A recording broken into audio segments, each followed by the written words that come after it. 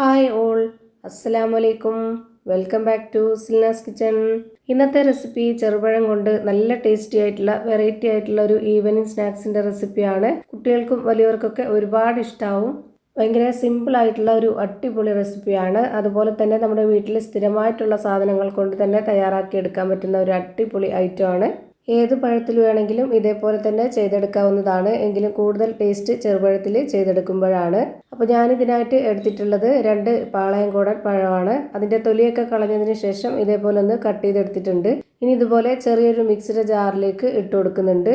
എന്നിട്ട് അതിലേക്ക് മധുരത്തിന് ആവശ്യമായിട്ടുള്ള പഞ്ചസാരയാണ് ഇട്ട് കൊടുക്കുന്നത്. ഇതൊരു സ്വീറ്റിൻ്റെ റെസിപ്പി ആയതുകൊണ്ട് തന്നെ അത്യാവശ്യം നല്ല മധുരം വേണം. ഇനി ഇതിലേക്ക് നല്ലൊരു മണത്തിന് വേണ്ടിയിട്ട് 3 ഏലക്ക ഇട്ട് കൊടുക്കാം. ആ ഒരു മധുരത്തിൻ്റെ ബാലൻസ് ചെയ്യാനായിട്ട് ഒരു നുള്ള് ഉപ്പും ഇട്ട് കൊടുത്തതിന് ശേഷം ഇതിലേക്ക് ഒരു 1/4 കപ്പ് അളവിൽ പശുവിൻ പാലാണ് ഒഴിച്ചു കൊടുക്കുന്നത്. പശുവിൻ പാലിന് പകരം തേങ്ങാപ്പാൽ മതി എന്നുള്ളവർക്ക് തേങ്ങാപ്പാൽ ഒഴിച്ച് തയ്യാറാക്കി എടുക്കാവുന്നതാണ്.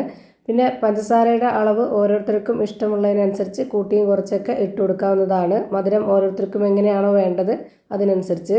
ഇനി ഇതൊന്ന് അരച്ച് മാറ്റി വെച്ചിരിക്കാം. അടുത്തതായിട്ട് ഒരു ബൗളിലേക്ക് 250 ml കപ്പിൻ്റെ അളവിൽ 2 കപ്പ് ഗോതമ്പ് പൊടിയാണ് ഇട്ട് കൊടുക്കുന്നത്. അടുത്തതായി ഇതിലേക്ക് വറുത്ത റവ ഇട്ട് കൊടുക്കാം. ഞാനിവിടെ 3 ടേബിൾ സ്പൂൺ അളവിലുള്ള റവയാണ് എടുത്തിട്ടുള്ളത്. അത് മുഴുവനായിട്ടും ഇതിലേക്ക് ഇട്ട് കൊടുക്കുന്നുണ്ട്. പിന്നെ ഇതിലേക്ക് തേങ്ങ ചിരകിയതാണ് വേണ്ടത്. ഒരു മുറി തേങ്ങയുടെ പകുതിയാണ് ചിരകി ഇതിലേക്ക് ഇട്ട് കൊടുക്കുന്നത്. ഇനി നമുക്ക് അരച്ചു വെച്ചിരുന്ന ആ ഒരു ചെറുപഴത്തിൻ്റെ മിക്സ് ഇതിലേക്ക് മുഴുവനായിട്ടും ഒഴിച്ചു കൊടുക്കാം. എന്നിട്ട് ഇത് നന്നായിട്ടൊന്ന് കുഴച്ചിട്ടെടുക്കാം. ഇതിൻ്റെ ആ ഒരു നനവ് ഇതിൽ പോരാതെ വരും. ആദ്യം നമുക്ക് നന്നായിട്ടൊന്ന് മിക്സ് ചെയ്തെടുത്തതിന് ശേഷം പോരാതെ വരുന്നുണ്ടെന്ന് തോന്നുന്ന സമയത്ത് മാത്രം ഒഴിച്ചു കൊടുക്കാം. ഇപ്പോൾ ഇതാ നല്ല ടൈറ്റായിട്ട് കുഴയ്ക്കാൻ പറ്റാത്ത പരുവായിട്ടുണ്ട്. ഇനി നമുക്ക് ഇതിലേക്ക് ഒരു 1/4 കപ്പ് അളവിൽ വെള്ളം എടുത്തിട്ട് അതിൻ്റെ പകുതി ഒഴിച്ചു കൊടുക്കാം. മുഴുവനായിട്ടും ഒഴിച്ചു കൊടുക്കുന്നില്ല, ഘട്ടം ഘട്ടമായിട്ട് ചെയ്തെടുക്കാം. അതാണ് നല്ലത്. കാരണം ഈ ഒരു മാവ് ഒരുപാട് അങ്ങ് ലൂസ് ആവരുത്, കുറച്ച് ടൈറ്റിൽ വേണം ഇരിക്കാനായിട്ട്. ഇപ്പോൾ ഇതിൻ്റെ വെള്ളം ഒഴിച്ചു കൊടുത്തത് കറക്റ്റ് ആയിട്ടുണ്ട്. ഇനി നമുക്ക് ഒഴിച്ചു കൊടുക്കേണ്ടതില്ല. ഇതാണ് ഈ ഒരു മാവിൻ്റെ കറക്റ്റ് പരുവം.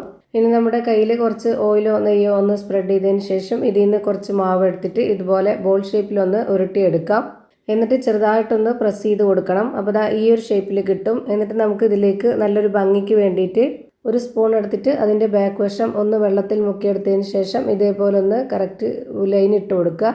ഇതാവുമ്പോൾ കാണാനും നല്ല ഭംഗിയായിരിക്കും. നമ്മുടെ വീട്ടിൽ വരുന്ന ഗസ്റ്റുകൾ കാണുന്നുണ്ടെങ്കിലും വീട്ടിലുള്ള പിള്ളേർക്ക് കൊടുക്കാനാണെന്നുണ്ടെങ്കിലും അവർ നല്ല കൗതുകത്തോടു കൂടി മേടിച്ച് കഴിക്കും. ഇപ്പോൾ ഒരെണ്ണം റെഡിയാക്കി എടുത്തു. ഇനി അടുത്തതായിട്ട് ഒന്നുകൂടി തയ്യാറാക്കി കാണിക്കുന്നുണ്ട്. അതിന് വേണ്ടിയിട്ട് കുറച്ച് മാവ് എടുത്തു. എന്നിട്ട് ഇതുപോലെ നന്നായിട്ട് ഉരുട്ടിയെടുത്തതിന് ശേഷം ഉള്ളങ്കയിൽ വെച്ചിട്ടൊന്ന് പ്രസ് ചെയ്ത് കൊടുക്കുക. എന്നിട്ട് ഇതുപോലെ സ്പൂണിൻ്റെ ബാക്ക് വശം വെച്ചിട്ട് ലൈൻ ഇട്ട് കൊടുക്കുക.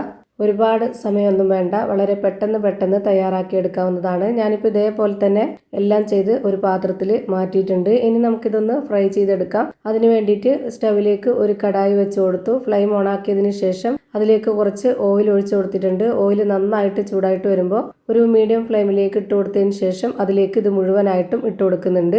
ഇപ്പോൾ ഇതിൻ്റെ ഒരു ഭാഗം വെന്ത് കിട്ടിയിട്ടുണ്ട്. ഇനി നമുക്കിതൊന്ന് തിരിച്ചിട്ട് കൊടുക്കാം. ആ ഒരു ഭാഗം കൂടി വെന്തതിന് ശേഷം പിന്നെ നമുക്ക് ഇത് എണ്ണയിൽ നിന്ന് എടുത്തു മാറ്റാവുന്നതാണ്. ഒരേ ഫ്ലെയിമിലിട്ട് വേവിച്ചെടുക്കണം, എങ്കിലേ എല്ലാം ഒരേപോലെ വെന്ത് കിട്ടുള്ളൂ. ഇപ്പോൾ അടിപൊളി ടേസ്റ്റി ആയിട്ടുള്ള നല്ലൊരു വെറൈറ്റി പലഹാരം റെഡിയായി കിട്ടി. പുറം ഭാഗം നല്ല ക്രിസ്പിയും അകം നല്ല സോഫ്റ്റ് ആയിട്ടാണ് ഇരിക്കുന്നത്. നല്ല ടേസ്റ്റിയാണ്. അപ്പോൾ ഇത്രയേ ഉള്ളൂ ഇന്നത്തെ വീഡിയോ ഇഷ്ടമായാൽ ലൈക്ക് ചെയ്യാനും കമൻറ്റ് ചെയ്യാനും ഷെയർ ചെയ്യാനും മറക്കരുത്. അതുപോലെ തന്നെ ഞാനിടുന്ന പുതിയ വീഡിയോസ് നോട്ടിഫിക്കേഷനായിട്ട് കിട്ടുന്നതിന് വേണ്ടി സബ്സ്ക്രൈബ് ചെയ്ത് ബെല്ലൈക്കൺ അമർത്തി അതിൽ ഓൾ എന്ന ഓപ്ഷൻ എനേബിൾ ചെയ്ത് കൊടുക്കാനും മറക്കരുത്. പുതിയൊരു വീഡിയോയുമായി വീണ്ടും വരും. Thank you for watching.